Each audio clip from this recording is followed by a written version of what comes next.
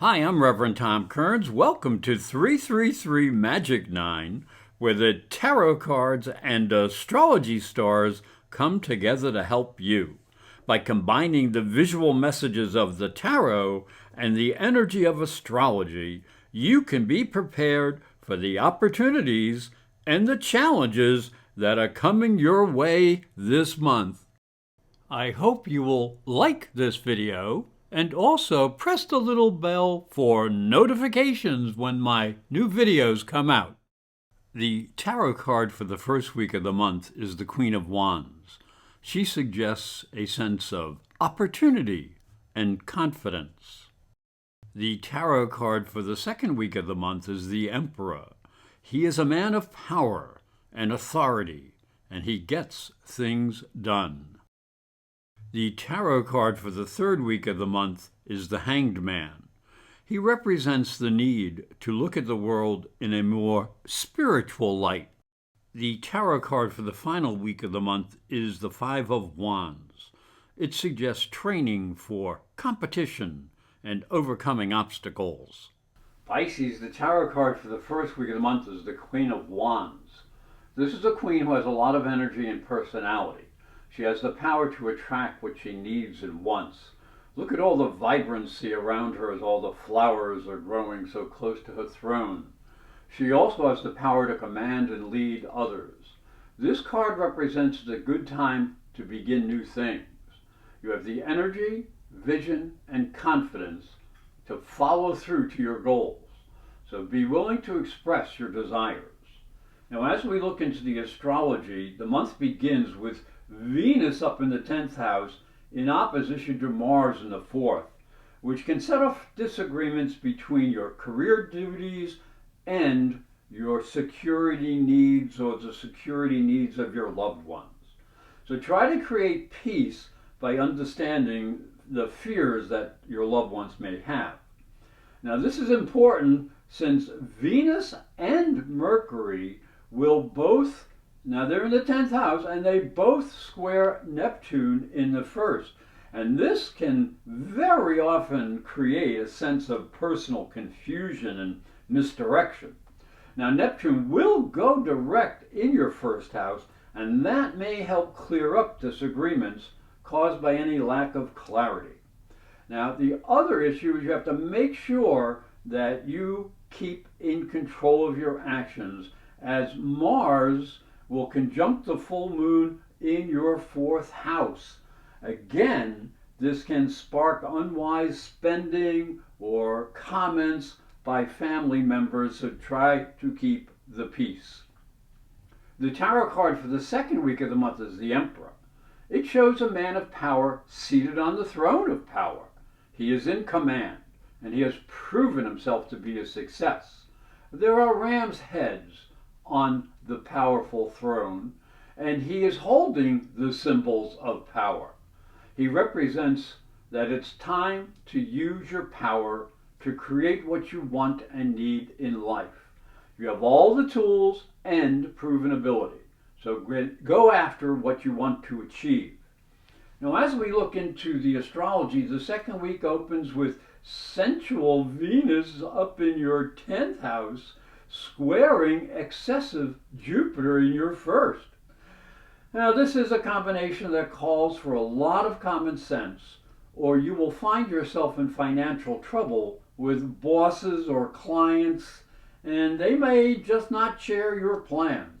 So your optimism needs to be adjusted, though you may run into some financial issues or even ego problems with people.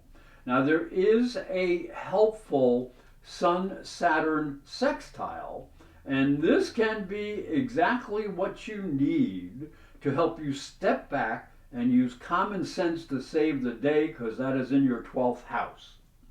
Now, the Sun will also square Neptune, and that reinforces the need for mental clarity if you try to push your will too much on other people. So make sure you're clear and make sure you watch what you're spending, watch your budget a little bit.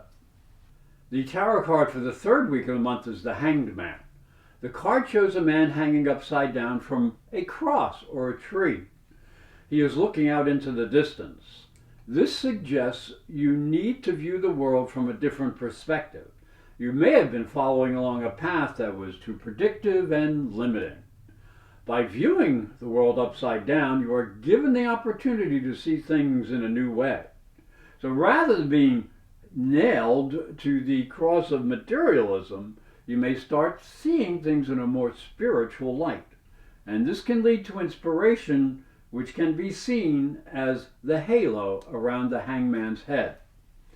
Now, as we look into the astrology, the third week brings positive energy as Mercury up in the 11th house trines Uranus in the third. Now, this is a potential winner when it comes to communicating new ideas and for networking. You need to spend some time with friends and associates to develop cooperation and to get needed resources. Friends can give you valuable support. Now, Jupiter will enter into your second house, bringing a new sense of optimism when dealing with new money-making ideas. Now, you may need to use some common sense and not be too independent.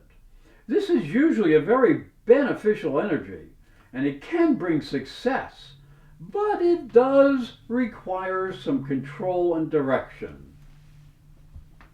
The tarot card for the last week of the month is the Five of Wands.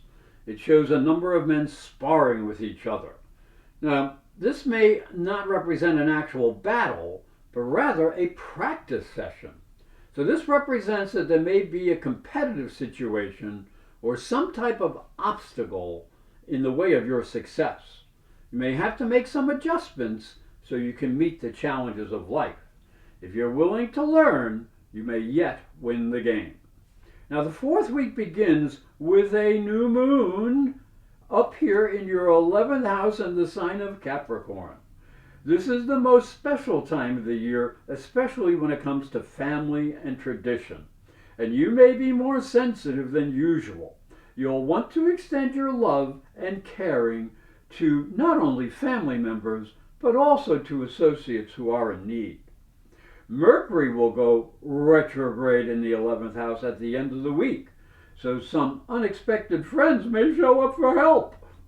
Now, Mercury is the planet of communications, and there is excessive energy in the air. So be careful to treat everyone with kindness, and the same will be returned to you. Hi, I'm Reverend Tom Kearns, and this is my story. If you are a spiritual seeker, it may help you on your journey. I believe your spiritual development is as important as your religion. If you look at Christianity, it focuses on the life of Jesus. But Jesus was never a Christian. He was Jewish. If this thought intrigues you, you'll enjoy my new book, Light from Water, Freeing Jesus. It's available on Amazon.com and through fine bookstores. And it may help you on your spiritual journey. Thank you for watching. Thank you for listening. Please like this video, subscribe, and ring the little bell to be notified when new videos come out.